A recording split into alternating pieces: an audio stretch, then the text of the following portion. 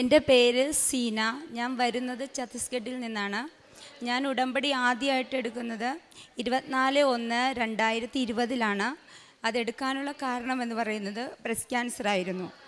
ഞാൻ ഇവിടെ വന്ന് ട്രീറ്റ്മെൻറ്റ് തുടങ്ങുന്നതിന് മുമ്പ് ഞാൻ ആദ്യമേ ഇവിടെ വന്ന് ഉടമ്പടി എടുത്തിട്ടാണ് ഞാൻ ട്രീറ്റ്മെൻ്റ് എല്ലാം തുടങ്ങിയത്. അപ്പോൾ ഞാൻ ഉടമ്പടി എടുക്കുന്ന നേരത്ത് ഞാൻ ചേർത്തലക്കാരത്തിയാണെങ്കിലും എനിക്കത്ര അറിയത്തില്ലായിരുന്നു. ഞാൻ ഇവിടെ വന്നു ഉടമ്പടി എടുക്കുന്ന നേരത്ത് ഞാൻ മാതാവിനോട് ഇത്രയേ ഞാൻ പ്രാർത്ഥിച്ചുള്ളൂ: മാതാവേ, എൻ്റെ ഈ രോഗം എനിക്ക് നീ മാറ്റി തന്നേ പറ്റത്തുള്ളൂ അമ്മയെന്ന് ഞാൻ പ്രാർത്ഥിച്ചു. എനിക്ക് 2 കുഞ്ഞുങ്ങളാണുള്ളത്. അവരെനിക്ക് വളർത്തണം. കാരണം എൻ്റെ കുഞ്ഞുങ്ങളെ നോക്കാൻ വേറെ ആരുമില്ല വീട്ടിൽ. അപ്പോൾ എനിക്ക് അവരെ വളർത്തിയേ പറ്റത്തുള്ളൂ. അതുകൊണ്ട് എൻ്റെ അമ്മ അവരെ 33 വയസ്സ് വരെ ഈശോനെ വളർത്തിയ മാതിരി എൻ്റെ കുഞ്ഞുങ്ങളെ എനിക്ക് അത്രയെങ്കിലും വളർത്താനുള്ള ഒരു അനുഗ്രഹം, കൃപ എനിക്ക് തരണമെന്നാണ് ഞാൻ മാതാവിനോട് പ്രാർത്ഥിച്ചത്. ഉടമ്പടിയെല്ലാം എടുത്ത് ഞങ്ങളിവിടെ വന്നു. അവിടെ ചെന്ന് ഫ്രണ്ടിൽ ചെന്നു ടോക്കൺ എടുക്കുന്നുണ്ടല്ലോ, ഇങ്ങനെ 4 ടോക്കൺ തരും. ഞാനിങ്ങനെ പ്രാർത്ഥിച്ചു: മാതാവേ, മാതാവിൻ്റെ ടോക്കൺ, പേരുള്ള ടോക്കൺ എനിക്ക് കിട്ടുവാണെങ്കിൽ ഞാൻ വിശ്വസിച്ചു എൻ്റെ ഈ രോഗം മാറി. ഞാൻ എന്ത് ചെയ്താലും ആ രോഗം അമ്മ മാറ്റി തന്നെന്ന് ഞാൻ പൂർണ്ണമായിട്ടും വിശ്വസിച്ചു എന്ന് ഞാൻ മാതാവിനോട് ഞാൻ പ്രാർത്ഥിച്ചു. ആ സമയത്ത് ഞാൻ ഇങ്ങനെ പ്രാർത്ഥിച്ചുകൊണ്ടിരിക്കുന്ന നേരത്തെ എൻ്റെ കയ്യിൽ ടോക്കൺ കിട്ടുവാണ്. ടോക്കൺ കിട്ടുമ്പോൾ ഞാൻ നോക്കുമ്പോൾ മാതാവെന്ന് എഴുതിയേക്കുക. ഞാൻ അങ്ങ് കരഞ്ഞുപോയി. എൻ്റെ കണ്ണിൽ നിന്ന് വെള്ളം വന്നുകൊണ്ടിരിക്കുക. ഇവിടെ വന്നു മാതാവിൻ്റെ കൈ തന്നപ്പോൾ എൻ്റെ ശരീരം മൊത്തം തണുക്കാൻ തുടങ്ങി. എൻ്റെ ശരീരം ഭയങ്കരമായിട്ട് വിറയാൻ തുടങ്ങി. ഞാൻ ഒരു കണക്കിന് ആ മാതാവിനെ ഇവിടെയും വരെ ഞാൻ തന്നെ വീണു പോകുമെന്ന് എനിക്ക് തോന്നി. ഞാൻ ആ ഒരു രീതിയിലാണ് ഇവിടെ വന്നു കയറിയത്. എനിക്കറിയത്തില്ല ഞാൻ മാതാവിനെ എങ്ങനെയാണ് ഇവിടെ സക്രാരിയുടെ അവിടെ കൊണ്ടുവന്നതെന്ന് എനിക്കറിയത്തില്ല. അത് കഴിഞ്ഞ് ഞാൻ ട്രീറ്റ്മെൻറ്റ് തുടങ്ങി. എല്ലാം എൻ്റെ ഓപ്പറേഷൻ, കീമോ എല്ലാം തുടങ്ങിക്കഴിഞ്ഞ് ആ സമയത്ത് കീമോയുടെ സമയത്തൊക്കെ ഒത്തിരി പ്രശ്നങ്ങളുണ്ടാവുമെന്ന് എല്ലാവരും പറഞ്ഞു. ഞാൻ ആ സമയത്ത് മാതാവിൻ്റെ തൈലം പുരട്ടി ഉപ്പ് യൂസ് ചെയ്തു.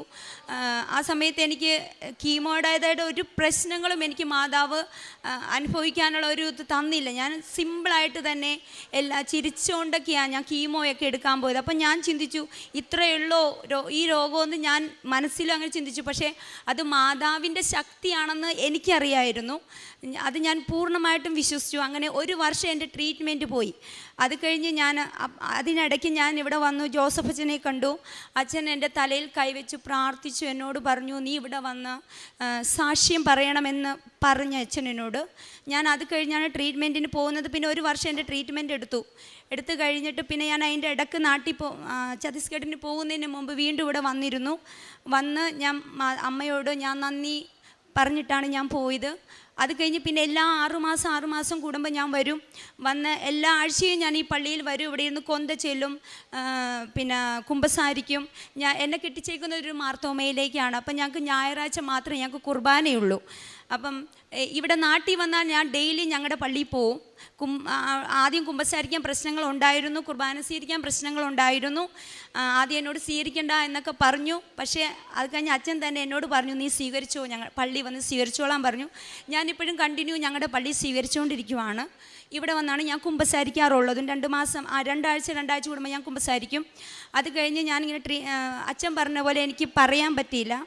2ാമത്തെ പ്രാവശ്യം വന്നപ്പോഴത്തേക്കും ഞാൻ ഉടമ്പടി പത്രിക കൊണ്ടുവരാൻ മറന്നുപോയി. എനിക്ക് 2ാമതായിട്ട് വീണ്ടും ഉടമ്പടി എടുക്കേണ്ടി വന്നു. പിന്നെ ഞാൻ വന്നു കഴിഞ്ഞ് ഉടമ്പടി എടുത്ത് തിരിച്ചു പോകുന്ന നേരത്ത് പിന്നെ ഒരു 2024 എനിക്ക് വീണ്ടും ബാക്ക് പെയിനും കാര്യങ്ങളും തുടങ്ങി. ഞാൻ വീണ്ടും ഇവിടെ വന്ന് പെറ്റ് സ്കാൻ ചെയ്തു. പെറ്റ് സ്കാൻ ചെയ്തപ്പോഴാണ് എൻ്റെ C3D8 എനിക്ക് 2 സ്ഥലത്ത് ക്യാൻസർ ഉണ്ടെന്ന് വീണ്ടും അറിയുന്നത്. ഞാൻ ഒത്തിരി ഡൗണായിപ്പോയി. എങ്കിലും ഞാൻ എൻ്റെ വിശ്വാസവും എൻ്റെ മാതാവിനോടുള്ള ആ ഒരു പ്രത്യാശയൊന്നും ഞാൻ കൈവിട്ടില്ല. ഞാൻ കണ്ടിന്യൂ പ്രാർത്ഥിച്ചുകൊണ്ടേയിരുന്നു. പിന്നെ ഞാൻ പ്രാർത്ഥന എന്ന് പറയുന്നത് ഞാൻ 3 മണിക്ക് എഴുന്നേൽക്കും.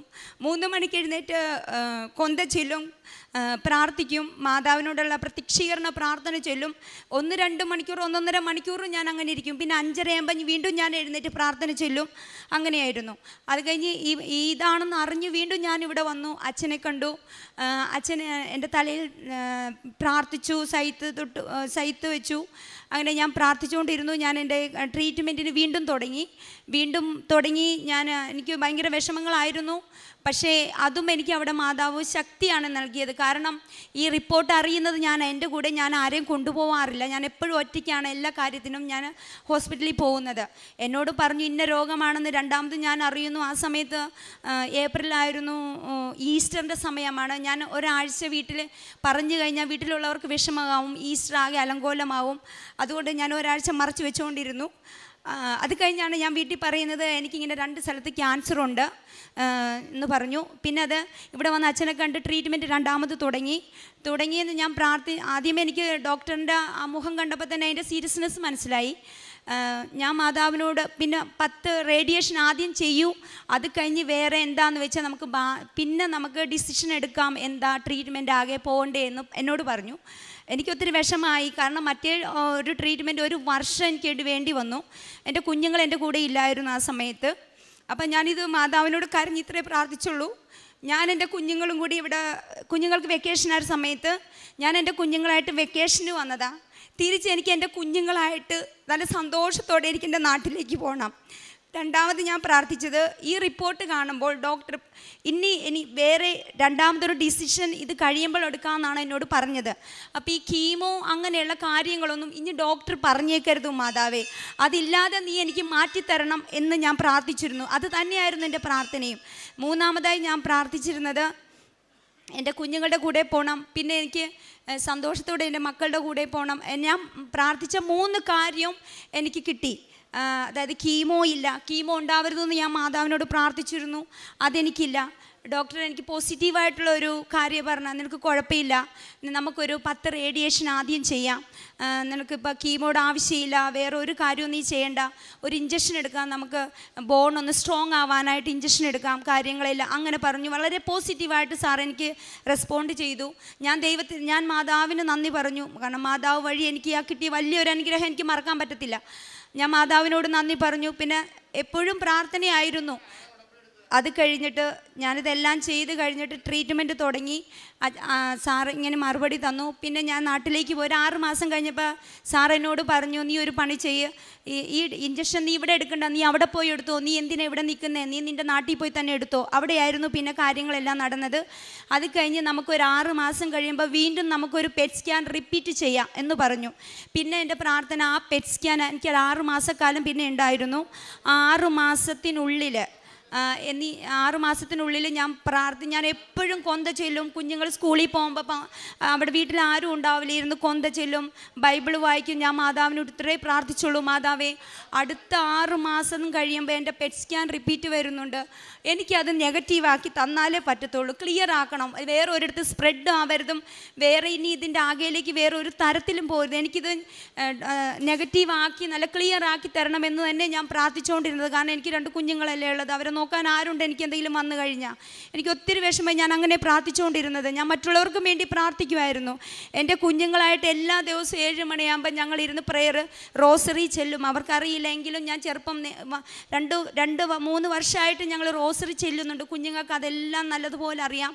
ഞങ്ങൾ റോസറി ചെല്ലിക്കഴിഞ്ഞ് എല്ലാവരും കണ്ടിന്യൂ ഇരുന്ന് ബൈബിൾ വായിക്കും. ഒരു അധ്യായം അവർ പറയും, ആ അധ്യായം ഞാൻ മലയാളത്തിൽ വായിക്കും, കുഞ്ഞുങ്ങൾ ഇംഗ്ലീഷിൽ വായിക്കും. അവർക്ക് പ്രത്യക്ഷീകരണ പ്രാർത്ഥന ഞാൻ ഇവിടുന്ന് പുസ്തകം വാങ്ങിച്ചുകൊണ്ട് പോയിട്ടുണ്ട് ഇംഗ്ലീഷിൻ്റെ. അവർക്ക് അത് മൊത്തം അറിയാം. ഞങ്ങൾ ഇരുന്ന് ചെല്ലുന്നത് അങ്ങനെയാണ്. കാരണം ആ കുഞ്ഞുങ്ങളുടെ പ്രാർത്ഥനയും ദൈവം കേട്ടു. എൻ്റെ റിപ്പോർട്ട് എനിക്ക് എക്തം ക്ലിയർ ആക്കി തന്നു. 6 മാസം കഴിഞ്ഞു. ഞാൻ കഴിഞ്ഞ ആഴ്ച വന്നു, ഞാൻ പെറ്റ് സ്കാൻ ചെയ്തു. പെറ്റ് സ്കാൻ ചെയ്തപ്പോൾ എൻ്റെ റിപ്പോർട്ടെന്ന് പറയുന്നത് സാറ് പറഞ്ഞു, സീനെ നിനക്ക് പേടിക്കാനൊന്നുമില്ല, അവിടെ 2 വശവും നല്ല ക്ലിയർ ആയിട്ടുണ്ട്, ഇനി നിനക്ക് പേടിക്കണ്ട. പക്ഷേ നീ ഒരു പണി ചെയ്യണം, നീ ഈ ഒരു ഇഞ്ചക്ഷൻ എന്ന് പറയുന്നത് 6 മാസം കൂടി നീ കണ്ടിന്യൂ ചെയ്യണം, നീ പ്രാർത്ഥിച്ച നിൻ്റെ ദൈവം നിൻ്റെ പ്രാർത്ഥന കേട്ടു എന്നോട് പറഞ്ഞു. അങ്ങനെ ഞാനിപ്പോൾ എൻ്റെ ഈശോമ്മയ്ക്കും എൻ്റെ അപ്പായ്ക്കും ഞാൻ കൊടാനുകൂടി നന്ദി പറയുന്നു. പിന്നെ എനിക്ക് ആ സമയത്ത് കിട്ടിയ വചനം എന്ന് പറയുന്നത്, ഞാനിവിടെ പെറ്റ് സ്കാൻ്റെ റിപ്പോർട്ടിന് ആദ്യം MRI റിപ്പോർട്ട് ഇതാണെന്ന് അറിഞ്ഞത് കിട്ടിയപ്പോൾ ഞാൻ പോകുന്ന സമയത്ത് എനിക്ക് വൈക്കത്ത് വെച്ച് ഒരു ചേച്ചി വേഗം വന്ന് എൻ്റെ കൃപാസന പത്രം എൻ്റെ കയ്യിൽ തന്നു. അതിനു മുമ്പ് എനിക്കാരും അങ്ങനെ തന്നിട്ടില്ല. തന്നു കഴിഞ്ഞാൽ പെട്ടെന്ന് വായിക്കുന്നത് എനിക്ക് കിട്ടിയ വചനം ഇതായിരുന്നു, ദൈവം ദൈവമായ കർത്താവിൻ്റെ ശക്തമായ പ്രവൃത്തിയുടെ സാക്ഷ്യമായി ഞാൻ വരും. ഞാൻ അവിടുത്തെ നീതിയെ മാത്രം പ്രകീർത്തിക്കുമെന്നൊരു വചനമാണ് എനിക്ക് കിട്ടിയത്. ആ വചനം ഞാൻ അവിടം തുടങ്ങി അങ്ങ് കാരദാസ് വരെ ഞാനത് കൊന്ത് ചെല്ലുന്ന പോലെ ഇങ്ങനെ മണിയിലിട്ട് ചൊല്ലിക്കൊണ്ടിരിക്കുമായിരുന്നു. ചെന്ന് കഴിഞ്ഞാൽ ആ റിപ്പോർട്ട് ഇതാണെന്ന് അറിയുന്നത്. പക്ഷേ ഞാൻ വിഷമിച്ചില്ല, കാരണം എനിക്ക് ശക്തിയായിരുന്നു ആ വചനത്തിലൂടെ. ഞാൻ സൗഖ്യപ്പെട്ടു വരുമെന്നുള്ള വല്ലാത്തൊരു പ്രതീക്ഷ എനിക്ക് മാതാവ് തന്നിരുന്നു. ആ 6 മാസവും ഞാൻ ആ ഒറ്റ വചനത്തിലാണ് ജീവിച്ചു പോകുന്നത്. അത് കഴിഞ്ഞ് ഇപ്പോൾ എക്തം നെഗറ്റീവ് ക്ലിയറായി റിപ്പോർട്ട്. ഞാൻ എൻ്റെ അമ്മയ്ക്ക് സാക്ഷ്യം പറയുവാൻ, ദൈവത്തെ മഹത്വപ്പെടുത്തുവാൻ എനിക്ക് ഇത്രയും വലിയൊരു അവസരം ദൈവം തന്നതിന് ഞാൻ അതിന് യോഗ്യത അല്ല, ഒരിക്കലും യോഗ്യതയുള്ളവളല്ല. പക്ഷേ ഈ മാതാവ് എനിക്കത് വാങ്ങിച്ചു തന്നു ഈശോയിലൂടെ.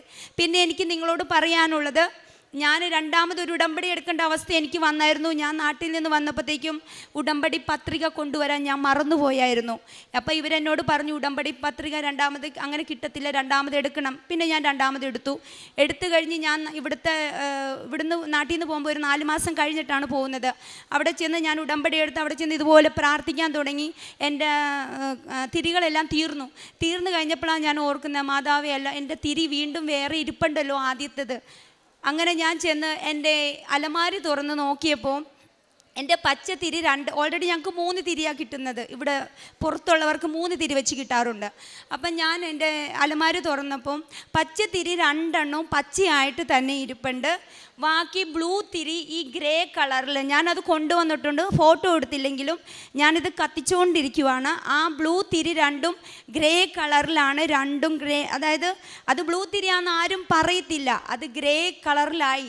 ഞാനത് എല്ലാവരെയും, എൻ്റെ കുഞ്ഞുങ്ങളെയും കാണിച്ചു, എൻ്റെ ഹസ്ബൻഡിനെയൊക്കെ കാണിച്ചു. എൻ്റെ ഹസ്ബൻഡ് പറഞ്ഞു എൻ്റെ കളർ പോയതായിരിക്കും. പക്ഷേ കളർ പോകുന്നതെന്ന് പറഞ്ഞാൽ എന്നാൽ ഗ്രീൻ്റെയും കൂടി കളർ മാറണ്ടേ, അത് മാറിയില്ല. അത് ഈ ഗ്രേ കളർ തന്നെ വരുന്നത്, വേറെ എന്ത് വേണേലും കളറാവാമായിരുന്നല്ലോ. അപ്പം ഞാൻ പറഞ്ഞു അങ്ങനെയല്ല, ഇത് മാതാവായിട്ട് നമ്മുടെ ജീവിതം ഇതേ രീതിയിൽ നമുക്ക് മാറ്റി തരുന്നതാണ്. എൻ്റെ ഹസ്ബൻഡിന് അത്ര വിശ്വാസമൊന്നും ഉള്ള ഒരാളല്ലായിരുന്നു, പക്ഷേ ഇപ്പോൾ മാതാവിൽ വിശ്വസിക്കുന്നുണ്ട്. പക്ഷേ എന്നോട് പറയുന്നത്, ഈ ഒരു പ്രാർത്ഥന എപ്പോഴും എങ്ങനെയായി കണ്ടിന്യൂ ഒരെണ്ണം തന്നെ ചെയ്തുകൊണ്ടിരിക്കുന്നതെന്ന് മടുപ്പ് തോന്നില്ലേ എന്ന് എന്നോട് ചോദിക്കാറുണ്ട്. ഞാൻ പറഞ്ഞില്ല, പ്രാർത്ഥനയ്ക്ക് ഒരിക്കലും മടുപ്പ് തോന്നാറില്ല. അത് ആ ഒരു പ്രാർത്ഥിച്ചുകൊണ്ടിരിക്കുന്നവർക്ക് ഒരിക്കലും മടുപ്പ് തോന്നാറില്ലെന്ന് ഞാൻ പറഞ്ഞു. അങ്ങനെ മാതാവ് എന്നെ വലിയൊരു ആപത്തിൽ നിന്നും ഇത്രയും ഒരു നല്ലൊരു എൻ്റെ മക്കളെ നോക്കാൻ രണ്ടാമത് എനിക്കൊരു ജീവിതം നൽകി ദൈവത്തിനും മാതാവിനും ഈശോയ്ക്കും ഞാൻ കോടാനുകോടി നന്ദി പറയുന്നു. പിന്നെ ഞാൻ കാരുണ്യ പ്രവൃത്തികളെന്ന് പറയുന്നത്, എനിക്ക് ഓപ്പറേഷൻ ചെയ്ത സമയത്ത് ഞാൻ എൻ്റെ 1 മാസത്തെ മെഡിസിനുള്ള പൈസ മാറ്റിവെച്ച് ഞാനിവിടെ ലെപ്രസി പേഷ്യൻ്റിന് ആഹാരം കൊടുക്കും. പിന്നെ ഞാൻ പ്രേക്ഷിത പ്രവർത്തനം എന്ന് പറയുന്നത്, ഞാനിവിടുന്ന് മലയാളം ഹിന്ദി പേപ്പർ വാങ്ങിച്ചുകൊണ്ട് പോകും. മലയാളം ഇവിടെ നാട്ടിൽ വൈക്കത്ത് ഗവൺമെൻറ് ആശുപത്രി കൊണ്ടുപോയി കൊടുക്കാറുണ്ട്. പിന്നെ ഹിന്ദി ഞാൻ അവിടെ എല്ലാവർക്കും ഞാൻ കൊണ്ടുപോയി കൊടുക്കാറുണ്ട്. പിന്നെ ഞാൻ രോഗികളെ ഞങ്ങളുടെ അടുത്തുള്ള രോഗികളെയൊക്കെ അങ്ങനെ കാണാൻ പോകും. കാരണം എനിക്കും ചില നേരത്തെ ഇങ്ങനെ വയ്യാത്ത അവസ്ഥകൾ വന്നപ്പോൾ ആ സമയത്തൊന്നും എനിക്ക് കാണാൻ പോകാൻ പറ്റാതില്ലായിരുന്നു. എങ്കിലും എൻ്റെ മുമ്പിൽ ആര് വന്ന് കൈ നീട്ടിയാലും എൻ്റെ കയ്യിൽ 5 രൂപ ഉണ്ടെങ്കിൽ ഞാൻ 5 രൂപ കൊടുക്കാറുണ്ട്. 1 രൂപ പോലും ഞാൻ വെക്കാറില്ല, എൻ്റെ കയ്യിൽ ഉള്ളത് ഞാൻ കൊടുക്കാറുണ്ട്. അങ്ങനെ ചെയ്യുമ്പോൾ എൻ്റെ മനസ്സിന് കിട്ടുന്ന ഒരു സന്തോഷം അതെനിക്ക് പറയാൻ അറിയത്തില്ല. കാരണം ഇങ്ങോട്ട് വാങ്ങിക്കാനല്ല, എനിക്ക് അങ്ങോട്ട് കൊടുക്കാനാണ് കൂടുതൽ ഇഷ്ടം. എനിക്ക് ഇത്രയും രണ്ടാമതൊരു ആയുസ് നീട്ടിത്തന്നതിന് ദൈവമാതാവിനും ഈശോ തമ്പുരാനും ഞാൻ കോടാനുകൂടി നന്ദി പറയുന്നു. ഞാൻ അവിടെ നിന്ന് നാട്ടിൽ നിന്ന് ഇറങ്ങുമ്പോൾ എനിക്കൊരു ആഗ്രഹമുണ്ടായിരുന്നു ഇവിടെ സാക്ഷ്യം പറയാൻ. കാരണം എനിക്കറിയാം എനിക്കിവിടെ സാക്ഷ്യം പറയാൻ പറ്റുമെന്ന് എനിക്കൊരു ആത്മവിശ്വാസം, ഒരു പ്രത്യാശയും എനിക്കുണ്ടായിരുന്നു. ഞാൻ അപ്പോൾ മാതാവിനോട് പ്രാർത്ഥിച്ചു, മാതാവേ എനിക്ക് ഗ്രേ കളറിലെ ഉടുപ്പൊന്നുമില്ല, അപ്പം എനിക്ക് എങ്ങനെയെങ്കിലും ഒരു ഗ്രേ കളറിൽ ഉടുപ്പിട്ടേ ഞാൻ സാക്ഷ്യം പറയത്തുള്ളൂ. ഞാൻ കഴിഞ്ഞ ആഴ്ച ഇവിടെ സാക്ഷ്യം പറയാൻ വന്നപ്പോഴത്തേക്കും ഞാൻ ഉടമ്പടി പത്രിക എടുക്കാൻ മറന്നുപോയി. അപ്പോൾ എനിക്ക് അപ്പോൾ ഉടമ്പടി പത്രികയില്ലാണ്ട് സാക്ഷ്യം പറയാൻ പറ്റത്തില്ലായിരുന്നു. ഇവിടുന്ന് ഫാദർ പറഞ്ഞു, അന്ന് ഞാൻ ഗ്രേ കളറല്ലായിരുന്നു ഇട്ടത്, അന്നെന്തോ ഞാൻ വേറൊരു വൈറ്റ് കളറായി ഇട്ടത്. എനിക്ക് തിരിച്ചു പോകേണ്ടി വന്നു. പക്ഷേ ഞാൻ അതിന് വേണ്ടി വൈക്കത്തുനിന്ന് ഒരു ഗ്രേ കളറിൻ്റെ ഷോള് വാങ്ങിച്ചു. പക്ഷേ മാതാവ് എനിക്കൊരു ചേച്ചി വഴി ഗിഫ്റ്റ് തന്നതാണ്. ഈ ഒരു ഉടുപ്പല്ല തന്നത്, എനിക്ക് തുണിയാണ് തന്നത്. എനിക്ക് ഗിഫ്റ്റ് കിട്ടിയ തുണി എന്ന് പറയുന്നത് ഈ ഗ്രേ കളറാണ്. അപ്പം മാതാവിൻ്റെ ആഗ്രഹം, ഞാനിവിടെ ഗ്രേ കളർ തന്നെ ഇട്ട് മാതാവിൻ്റെ മുമ്പിൽ വന്ന് സാക്ഷ്യം പറയണമെന്ന് അമ്മയെ ആഗ്രഹിച്ചിരുന്നു. ഞാനും ആഗ്രഹിച്ചു. ആ ആഗ്രഹം എനിക്ക് സാധിച്ചു തന്നു എൻ്റെ അമ്മ. വിശുദ്ധ പത്രോസിൻ്റെ 1-ാം ലേഖനം 1-ാം അധ്യായം 6-ാം തിരുവചനം. അല്പകാലത്തേക്ക് വിവിധ പരീക്ഷകൾ നിമിത്തം നിങ്ങൾക്ക് വ്യസനിക്കേണ്ടി വന്നാലും അതിൽ ആനന്ദിക്കുവിൻ. കാരണം അഗ്നിശോധനയെ അതിജീവിക്കുന്ന നശ്വരമായ സ്വർണത്തേക്കാൾ വിലയേറിയതായിരിക്കും പരീക്ഷകളെ അതിജീവിക്കുന്ന നിങ്ങളുടെ വിശ്വാസം. അത് യേശുക്രിസ്തുവിൻ്റെ പ്രത്യാഗമനത്തിൽ സ്തുതിക്കും മഹത്വത്തിനും ബഹുമാനത്തിനും ഹേതുവായിരിക്കും. പ്രിയമുള്ളവരെ, സീനമോൾ എന്ന ഈ സഹോദരി തൻ്റെ ജീവിതം കടന്നുപോയ വളരെ ഗുരുതരമായ രോഗാവസ്ഥകളെയും രോഗകാലങ്ങളിൽ പരിശുദ്ധ കൃപാസന മാതാവിൽ ഈ മകൾ അടിയുറച്ച വിശ്വാസത്തോടും തികഞ്ഞ പ്രത്യാശയോടും കൂടി രോഗസൗഖ്യത്തിനു വേണ്ടി പ്രാർത്ഥിച്ചതും അമ്മ മാതാവ് തിരുക്കുമാരനിലൂടെ അത് അനുവദിച്ചു നൽകിയതുമാണ് സാക്ഷ്യപ്പെടുത്തുന്നത്. മകൾ ആവർത്തിച്ച് പറയുന്നത് വിശ്വാസത്തിൻ്റെ പ്രകരണങ്ങളാണ്.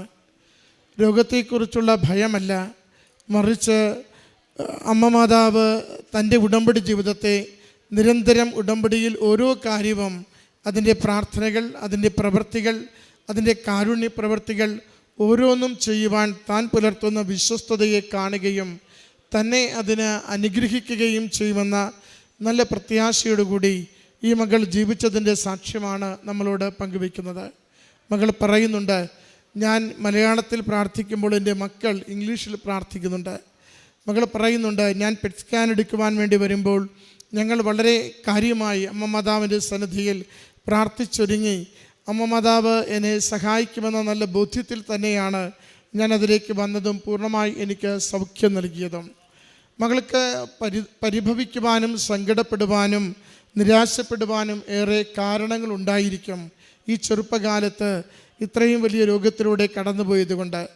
എന്നാൽ ഈ രോഗനാളുകൾ കൂടുതൽ അമ്മ മാതാവിൽ ആശ്രയിച്ച് പ്രാർത്ഥിക്കുന്നതിന്, ദൈവമഹത്വത്തിനു വേണ്ടി ജീവിക്കുന്നതിന്, അസാധ്യമെന്ന് മറ്റുള്ളവർ പറയുന്നത് സാധ്യമാക്കി തരുന്ന ദൈവകൃപയെക്കുറിച്ച് സന്തോഷിക്കുന്നതിനുള്ള കാരണമായിട്ടാണ് മകൾ കണ്ടെത്തിയതും അതിൻ്റെ ആ രോഗകാലം മുഴുവനും അതിൻ്റെ ട്രീറ്റ്മെൻറ്റിലും മറ്റ് ആരോഗ്യ പ്രശ്നങ്ങളിലേക്ക് പോകുമെന്ന് മറ്റുള്ളവർ പറയുമ്പോഴും എൻ്റെ മാതാവിനെ കാത്തുകൊള്ളുമെന്ന നല്ല വിശ്വാസത്തിലും ജീവിതത്തെ നയിച്ചു കൊണ്ടിരിക്കുന്നത്.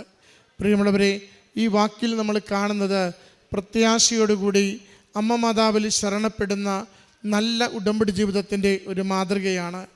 ക്ലേശകാലങ്ങളിലും സന്തോഷത്തോടുകൂടി ദൈവനാമം ഉച്ചരിക്കുന്ന ഒരു കുടുംബത്തെയാണ്. അതോടൊപ്പം എന്ത് വൈപരീത്യമുള്ള സാഹചര്യങ്ങളിലൂടെ കടന്നു പോകുമ്പോഴും അതിന് കർത്താവിന് തീരുമാനമുണ്ട്. കർത്താവ് അനുഗ്രഹിക്കുന്നവനാണ്. ഈശോ കരം പിടിച്ചുകൊണ്ട് ഈ സങ്കടക്കടലിൽ നിന്നും പുറത്തു കൊണ്ടുവരും എന്ന വലിയ പ്രതീക്ഷയോടുകൂടിയുള്ള മകളുടെ ജീവിതത്തെയാണ്. മകൾക്ക് ലഭിച്ച എല്ലാ വലിയ അനുഗ്രഹങ്ങളെയും സന്തോഷത്തോടുകൂടി ദൈവസന്നിധിയിൽ നന്ദിയായി നമുക്ക് സമർപ്പിക്കാം. മകൾ പറയുന്നുണ്ട്, എൻ്റെ അലമാരിക്കകത്തിരുന്ന നീലത്തിരി അമ്മ മാതാവ് അത് ഗ്രേ നിറത്തിൽ മാറ്റിക്കൊണ്ടുവന്ന് അത് ഞാൻ ഈ കുടുംബത്തിനകത്ത് നിങ്ങളുടെ പ്രാർത്ഥനകൾക്കൊപ്പം സഞ്ചരിക്കുന്നുവെന്ന് അടയാളം കൊടുത്ത കാര്യം മകൾ പറയുന്നുണ്ട്. സാക്ഷ്യം പറയുവാൻ വേണ്ടി ഒരു ഗ്രേ നിറത്തിലെ ഷോള വാങ്ങുവാൻ മാത്രമേ സാധിച്ചുള്ളൂ. എന്നാൽ ആദ്യം വന്ന് മുടങ്ങിപ്പോയപ്പോൾ രണ്ടാമത് വരുന്നതിന് മുമ്പ് ഈ ചുരുങ്ങിയ ഒരാഴ്ചക്കുള്ളിൽ തന്നെ മറ്റൊരാൾ ചോദിക്കാതെ ഒന്നും അറിയാതെ ഗ്രേ നിറത്തിലുള്ള തുണി കൊടുത്തുകൊണ്ട് അത് ഒരു ചുരിദാറായി തയ്ക്കുവാൻ മകൾക്ക് ഭാഗ്യം ലഭിക്കുകയും ആഗ്രഹിച്ചതുപോലെ തന്നെ മാതാവിൻ്റെ നിറത്തിൽ നിന്ന് സാക്ഷ്യം പറയണമെന്ന ആഗ്രഹത്തെ സബലീകരിക്കുകയും ചെയ്യുന്നു. പരിശുദ്ധമ്മ എത്ര മൈന്യൂട്ടായി ഏറ്റവും നിസ്സാരമായ ആഗ്രഹങ്ങളെപ്പോലും സന്തോഷത്തോടെ കണ്ട് സ്വീകരിച്ച് ദൈവകുമാരന് കൊടുത്ത് നമുക്ക് അനുഗ്രഹമാകുന്ന വഴികളിലേക്കത് നയിക്കുന്നതാണ് മകൾ സാക്ഷ്യപ്പെടുത്തുന്നത്. ഈ മകൾക്ക് ലഭിച്ച ഈ എല്ലാ ദൈവാനുഭവങ്ങളെയും എല്ലാ ദൈവാനുഗ്രഹങ്ങളെയും നന്ദിയോടുകൂടി സമർപ്പിച്ച് നമുക്ക് കരഘോഷത്തോടുകൂടി ഈ സാക്ഷ്യം സമർപ്പിക്കാം. അത്യപൂർവ ദൈവാനുഭവങ്ങൾ ഇനി നിങ്ങൾക്കും സ്വന്തം. ഈ യൂട്യൂബ് ചാനൽ ഇതുവരെ സബ്സ്ക്രൈബ് ചെയ്തിട്ടില്ലെങ്കിൽ ഇപ്പോൾ തന്നെ സബ്സ്ക്രൈബ് ചെയ്യുക. ഈ വീഡിയോ ഇപ്പോൾ തന്നെ നിങ്ങളുടെ സുഹൃത്തുക്കൾക്ക് ഷെയർ ചെയ്തുകൊണ്ട് കർത്താവിൻ്റെ പ്രേക്ഷിതരാകുക.